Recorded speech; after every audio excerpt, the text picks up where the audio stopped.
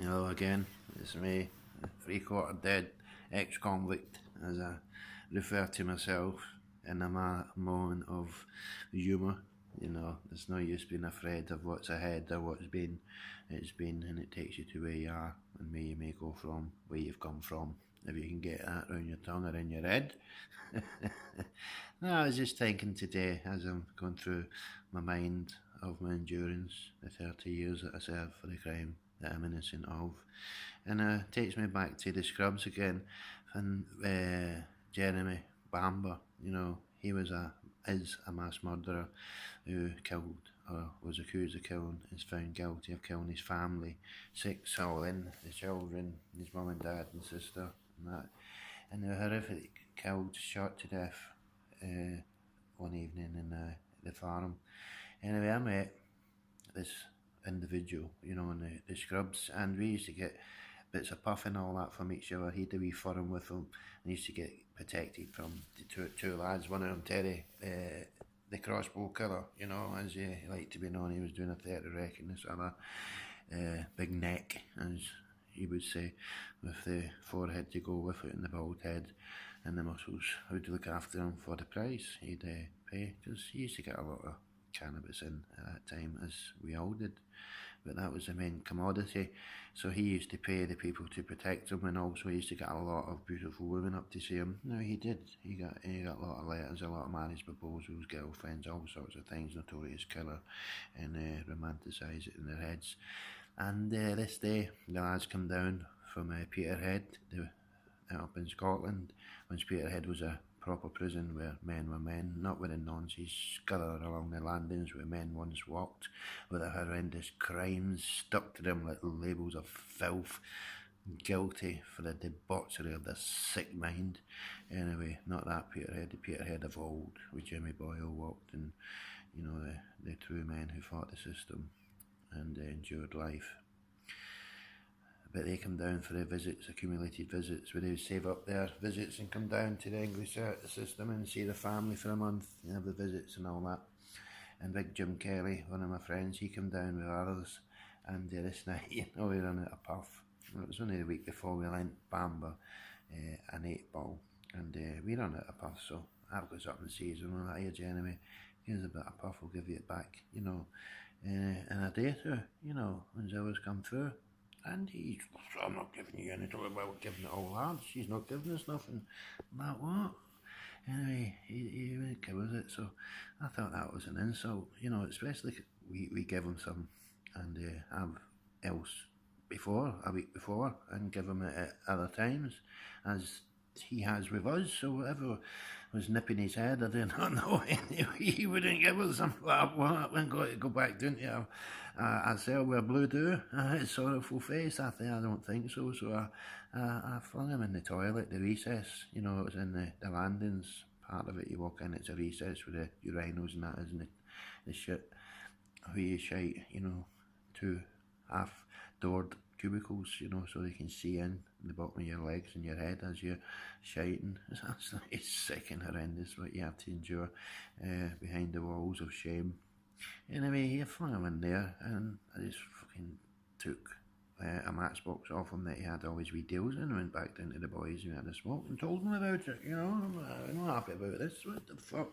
I mean, he's crossed that line then, because prison, you know, the littlest thing can be escalated and blown up into an enormous situation. It's distorted, you know, it's magnified, it's a distortion, you know, you're in a false reality, an abnormal world with abnormality.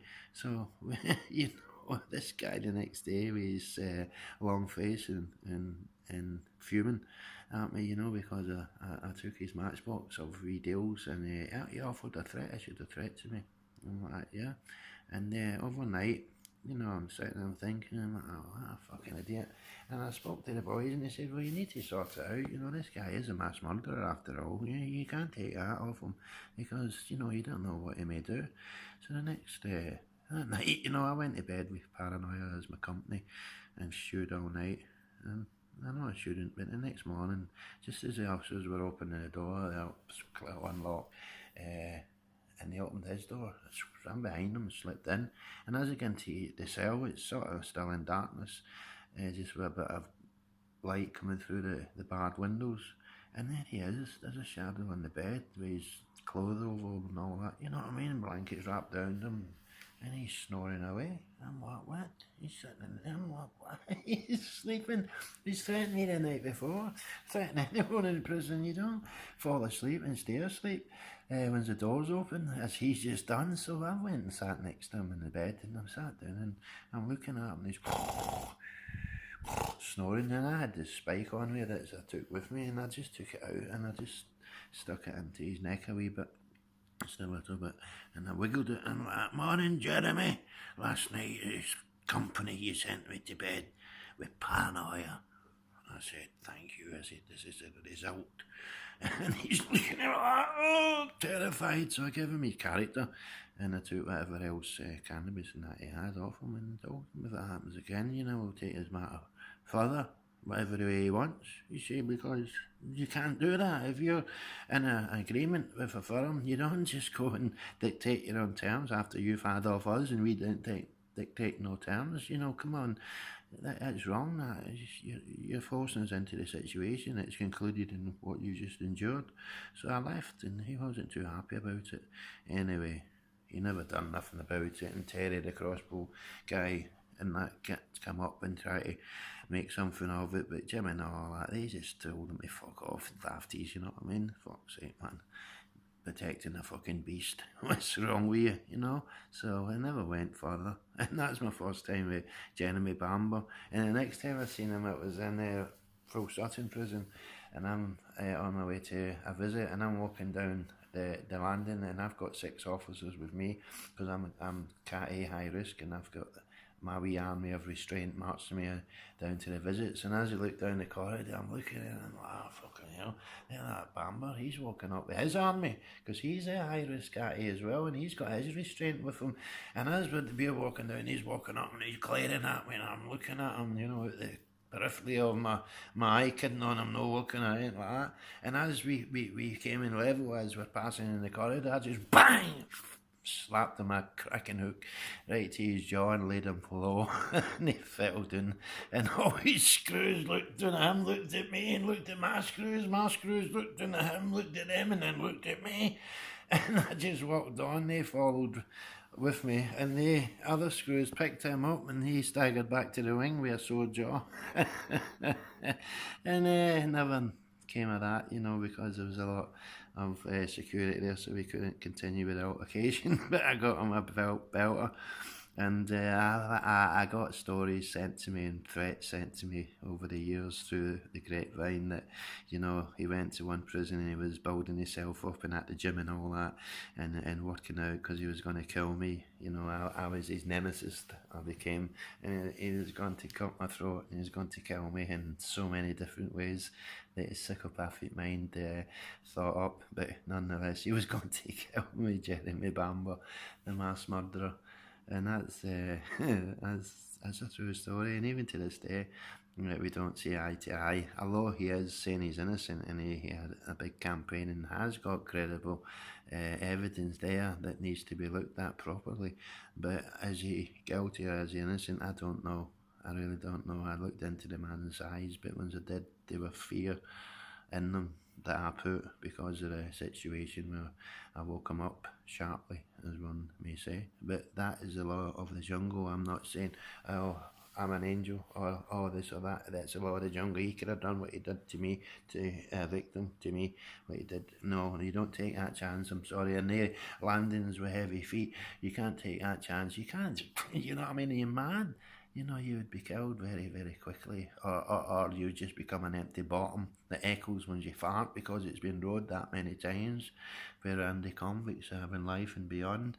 You know, it's a dark, dark place, prison, so you don't let that sort of intrusion come into your life, so you have to stand and you have to defend yourself in the dark aspects of violence, because violence happens a lot in prison. You know, I was never convicted for any violent incident or fight in prison, thankfully, you know, because it's not something I went as my first option to settle a dispute. No, but with the early years of the sentence, it was a very volatile time, very dangerous time with dangerous people, and I've seen people being horrifically killed in front of me in prison, stabbed, the fuck, slashed, burnt, boiled, blast, you name it. Do you know, it's a dispiriting, horrific place, you know, where the soul of man is stripped bare. You know, there's no warmth at all but coldness and suspicion and ulterior motives, and you're in the midst of that insanity. So when threats and things that upset the equilibrium of your wee life, then it gets taken serious, especially with Bamba. He should have known better. You know what I mean? What are you doing, Jeremy? You're nutter. You know what I mean? You're coming in, you're saying you've done all the killings that you take actually innocent, must say. You take great pride in fucking swaggering on about as that person, so let's have it right with all your birds and all your wealth and everything. You know, I remember the early days, Jeremy. I was there, and I've looked into your eyes deeply, and you know, I know you well as you do me. You're a fucking fanny, and I'm not saying that regarding the crime. I'm saying that because it's true. You're a fanny, you know, because you're a fanny lad. You had the opportunity with me. No use running in the system and saying afterwards what you're going to do and build yourself up and smashing jars and bottles and saying that's for me. Tell them that. Tell them that, fuck's sake. What you got to do? Fling a punch at me through the mail. You know what I mean? But we had that, but I'm 3/4 dead now, so no doubt you'll be glad to know that I'm nearly dead. So your nemesis will be departing this world. But anyway, that was good to have you as a foe. And if you are innocent,